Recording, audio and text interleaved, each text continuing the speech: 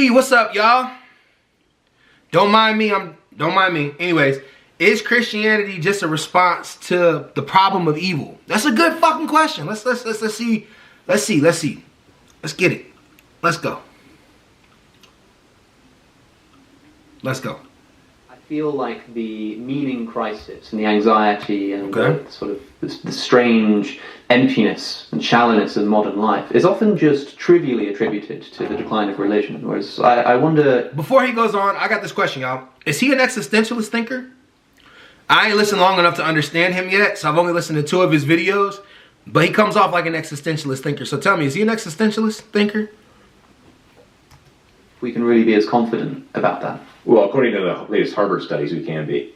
Now we're talking. And now we're talking is right. And so one was titled, if spirituality could be put into a pill, it would save endless amounts of lives. So Harvard has done 3 different studies over the last few decades on religion and mental physical health, and so longevity. And so the latest one was those who go to church, doesn't work with social clubs or anything of the like, church weekly, the women have a 60% higher chance of not remaining hooked on drugs, emotional well-being skyrockets, longevity skyrockets, and those who bring their kids to church on a regular basis, those kids in their 20s have a much, much higher percentage of well-being, happiness, and flourishing. And the studies are longer than that. Like, obviously, altruism skyrockets for those who go to church and that sort of thing. So this is a very secular, slightly academic study that has shown this numerous times. So I think the meaning crisis, yes, it has a lot to do with church. I think you probably know Andrew Delbanco, who wrote The American Dream. He was a secularist, and he charted the history of the U.S. and showed how it wasn't too long ago when the nation really elevated God and church. And then it kind of shifted to patriotism and focusing on country and fighting for your country. So it's still something outside of yourself. But now secularism has poisoned our nation because it brings a high level of individualism and a focus on the self rather than something higher. And by doing so, that's why there's a meaning crisis, according to this secularist. Yeah, there's a lot to say about... Wait. So there's a meaning crisis because people started thinking more about themselves. That doesn't add up. That doesn't make logical. Does that hold logically when you guys really think about it? People started thinking more about themselves, so there became a meaning crisis. So people working to build themselves up led to people not having meaning. I don't know. That doesn't correspond, does it? Does that correspond to y'all? I don't know. That's weird. Secularism in the United States, in particular, it's interesting hearing it framed in those terms. I mean, because one of my other thoughts on this is that something that Americans might have lost is that national identity. Ready to lose the hat and regrow. Damn it, y'all! I'm sorry, and I'm not editing this shit. Because when I edit it, I fuck it up. So just shut up. Kiss my ass. Kiss my ass off the rip. Just kiss my ass, y'all. We didn't have the guts to edit it out, man. Shut the fuck up. Shut the fuck up. Like, just watch the damn video. Previously talked about how I watched sort of political debates from not even that long ago, maybe the 70s or 80s, and people are quoting the founding fathers like they're quoting hadiths of the Prophet Muhammad, as if it like settles debates, you know. And there seems to be this mythos around the founding of America and all of these stories and the almost religious art, you know, that you see at the Declaration of Independence or Washington crossing the Delaware. And I thought to myself, well, maybe Americans are missing that as well. Maybe it's not so much the God stuff that's been tying them together this long, but that they have this kind of national story to identify with. But you would say that that's not the case. I heard a commentator recently, again, non-Christian, say that Christian nationalism is basically being spawned out of those who are not going to church regularly. So if you increase religion, you will do away with Christian nationalism. Interesting.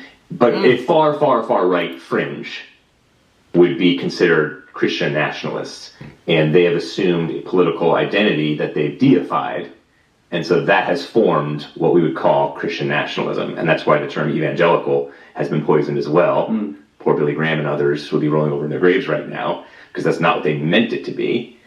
So that's what happens when you put nation ahead of everything else. Do you My think- point is God is the only thing that can ultimately sustain the weight of your greatest desires and your meaning. You said secularism has poisoned our nation, your nation.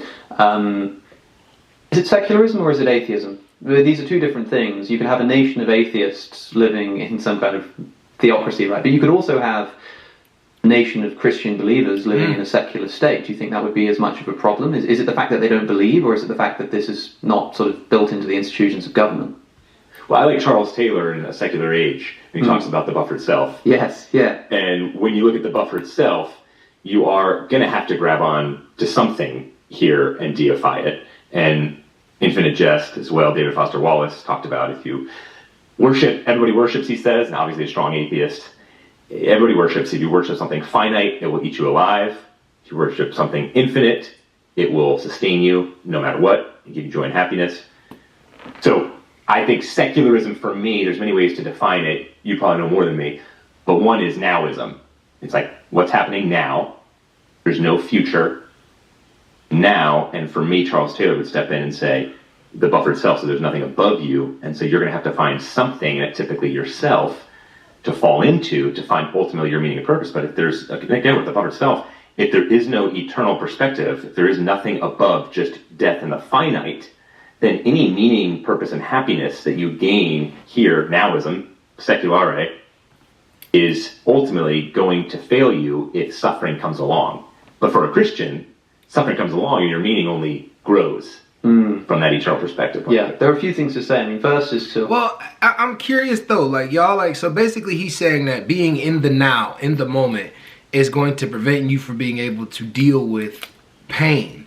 Whereas, if you're a Christian, you have something to lean on to that gives you meaning, right? And I think that's complete bullshit. I really do. I think most of the people that went into I guess atheistic, is that a word? Thinking.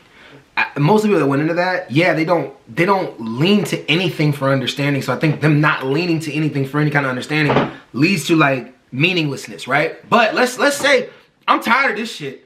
Let's scrap Christianity completely and put Islam in here, or fuck it, Buddhism, right? Would he be saying the same thing? Because the study people who believe in nothing from basically what he's saying.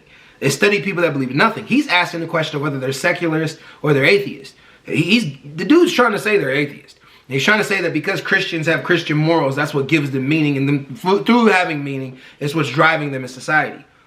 I disagree. I just think everybody needs a different kind of meaning. Like, think about it, because it's not just religious meaning that went away. The meaning for men has completely went out the fucking door since feminism came into the game. No disrespect to it, but it is. Men used to be providers, protectors, all kinds of things like that. No longer that. If you haven't noticed, when I look at most of these studies, the meaninglessness is dropping mostly in men. Women are starting to grab more meaning in life, but men are dropping mostly in the meaning because there's really nothing that leans towards anything anymore. The jobs that built society now, like you got AI to do some of that shit, most of it. So it's like, I don't know, man. Maybe I'm talking on my ass and y'all can argue because y'all seem like a bunch of argumentative people that are Alex O'Connor's followers. And I fuck with Alex O'Connor, but I fuck with y'all too. I don't know. Some of y'all are just fucking weird. Hey, you eat after the video? Cause I motherfucking can eat whenever I want to. I'm just arguing with y'all cause it's fun. I just want y'all to hop up and argue with me. To ask, and maybe you don't know this. Actually, you know what? Has he talked about evil yet? Let me keep going because I want to get to the point of evil, but they're so long-winded when they speak, man. But I love it though because they're both very intelligent, but still it's long-winded as fuck. But oh, and I'm writing correlation down between wellness where they're going and religious practice. Is this about religion or is it about Christianity? I mean, do Muslims experience the same kind of thing? I mean, as far as I know, that's also the case, right? It's something not necessarily, we haven't got there yet, about Christianity or Christ, but something about the transcendent, something about religious communities coming together, something like that. Or is it something about Christianity that gives people this well-being?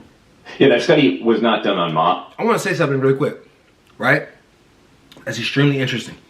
We just elected a socialist in America, guys. We just elected a democratic socialist. I want y'all to think about that. That's huge. That's fucking big. That's fucking big. Just think about it. Just think about it. I'm gonna leave that in there for a second, but just think about it. Asks. Mm-hmm. and other faiths. So I don't know exactly, but I do believe, based out of Dartmouth is near us, and Dartmouth did a bunch of studies showing that those who are able to look upward first and have God, and then, so like, it's basically like, love the Lord your God with all your heart, soul, mind, and strength, and love your neighbor as yourself. Those who are able to get outside of themselves like that, rather than fall in on themselves, which is a massive majority of Americans. I'm gonna tell you why I fucking disagree with him. Look at how blacks were treated in this country. Look how gays are treated in this country. Look how women have been treated in this country. Well, love the neighbors, I love thyself only spoke to one group of people at a period of time. They didn't love every neighbor the way they love themselves. They didn't invite everybody in. And you really want to talk about the point of meaninglessness. I think this is where my fucking brain is going with this. And y'all gonna be fucking triggered when I say this, but it's just what it is, bro. Meaning, there's never really been truly meaning in this country, even under the fucking banner of God. There's never been any meaning in this country because we never built a country based on everybody. It was always based on one group of people. And even now, like in this, I guess I'll call it the secular movement, I'll give it that. It's still kind of like isolating a group of people because, to be fair, it's isolating whites. So now it's like, it's like, we haven't, I don't know. I don't think there's ever been meaning in this country.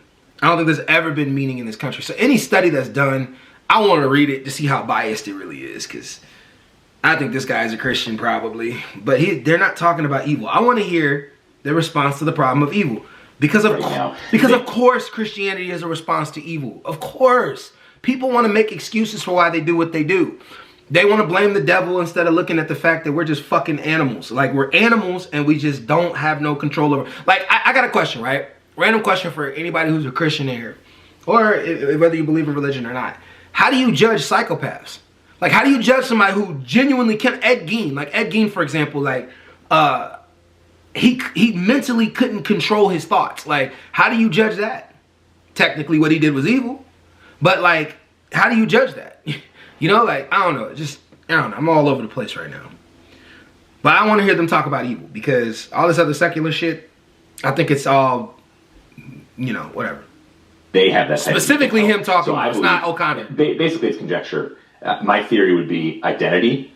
I think those who go to church frequently have a more durable identity, because it's not kind of the more the traditional type where it's your parents determine, or your culture determines your identity. And it's not the more modern type, which is I determine my own identity. So I get that through achievement, for example. I get that through looking at my own inward desires, or I get that through, it's just because it's postmodern, it's kind of just true for me.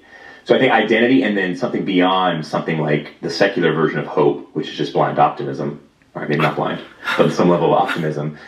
Christianity gives you an eternal form of hope that gets you through things. So those would be, I think there are many categories, but those would be two that the church gives. How suspicious are you of something like Christianity, insofar as it does seem to answer something like existential dread? In the way that you say... It's a good question. Look, if you don't believe in God, then it ends at death. And when you suffer, your suffering is meaningless. Pascal's wager. I just want to say that. I'm going to leave it at that. Pascal's wager. I think that's what the question he's going towards. I'll fuck with it. I'll just be asking some good-ass questions to these religious people. Whereas if you become a Christian, it fills you with meaning. It fills you with purpose. It sort of brings you sort of self-assurance that life is still worth living. And I think to myself, okay, like, is the problem of evil a response to Christianity? Or is Christianity a response to the problem of evil? Are there a bunch of people suffering, unsure of their existence? They don't know why they're here. They don't know why they suffer. They don't know why good people suffer and bad people don't. Good question. And so here's a story we can tell ourselves which will help us overcome that. And there are two theses here. One is that that's because it's true and this is how the world is supposed to be. And one is that, well, it's because of all of the suffering and the meaninglessness that people have created this story of Christianity to overcome it. I mean, I'm always... My suspicion of a position, it almost exactly correlates with how convenient it is, either spiritually, politically. And in this case, it seems like Christianity is like the ultimate spiritual convenience, given the world we find ourselves in. I mean, does that trouble you at all? Damn, that was good. Yes. Damn it, I'm sorry. I'm so sorry. I'm so sorry. Hold on, wait. That was a good fucking question. Genuinely a good fucking question. Genuinely. One of the reasons I respect Siddhartha Gautama Buddha is because he struggled through the problem of suffering. And I respect that highly. Yes. But his conclusion I find to be totally inadequate. Okay, let's hear his... Suffering is What? an illusion. Are you kidding me? No, suffering is not an illusion. Suffering is something that every single one of us is going to experience. And that is why I'm so grateful for the biblical worldview that says God created and he did a good job in Genesis chapter 1, but then the world was cursed. The world got unhinged, and suffering and chaos and evil and injustice entered the experience of humankind as a result of human rebellion against God. And then it's fascinating to watch different parts of the Bible address the issue of suffering. And one of my favorites is the book of Job. Mm-hmm. And I think one of the main points of Job is life is unfair, God is fair. Don't get the two mixed up. Mm-hmm. Life is unfair, God is fair. Don't wave your fist in God's face when you suffer, because it's not God's fault.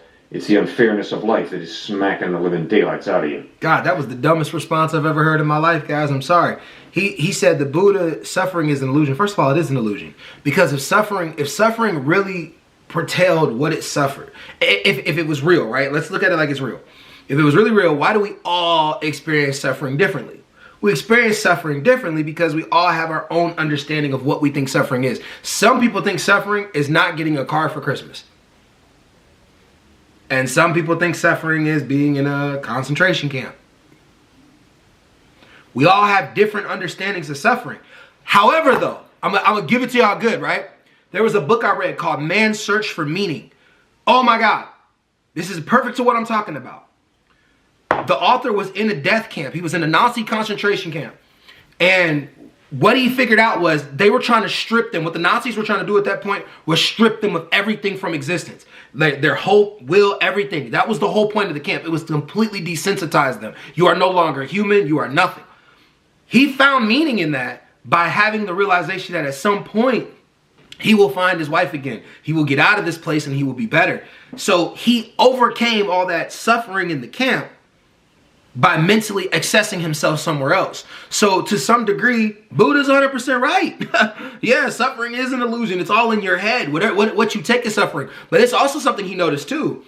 And he went on to become a big, I forgot the damn heckler, I can't think of his name. But what he noticed was the people who died in the camps were people who just gave up. They mentally gave up on existence because that's what the camp was meant to do. It was meant to break you like that. So yeah, suffering absolutely is an illusion to some degree. But I'm leaving it at that because he kind of responded the way he needed to respond. Once I heard the Job comment, and then he lost Christ. You see, I ain't gonna lie, he lost me there. He lost me on the Job comment. I'm gonna tell y'all why. Because first of all, Job didn't have to experience the suffering. God made a bet with the devil, and that's why he suffered. So God can make a deal with the devil, but I can't.